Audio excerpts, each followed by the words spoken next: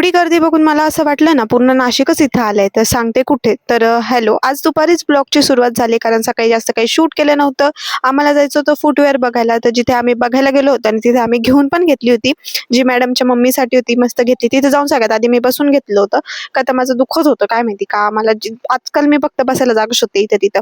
पण ठीक आहे, रील बघितली होती म्हणून आम्ही गेलो होतो झुडिओला, जिथं असं वाटत होतं सगळं नाशिक आलंय. पण ठीक आहे, म्हटलं मध्ये जाऊन बघू काय आवडतंय का नाही.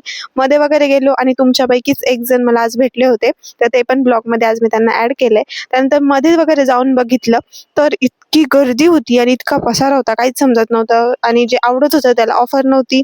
पण म्हटलं ठीक आहे. पण शक्यतो मला झुडिओचे कपडे एवढे काही म्हणजे खास आवडत नाही किंवा मी तिथं शक्यतो काही घेतलेलं नाहीये. पण ठीक आहे, बघितलं वगैरे आणि काही आवडलं नाही म्हणून आणि एवढी गर्दी बघून आम्ही तिथून निघालो वगैरे आणि तिथेच म्हटलं आता जाऊ दे, आलोच आहे तर काय ते खाऊन जाऊ.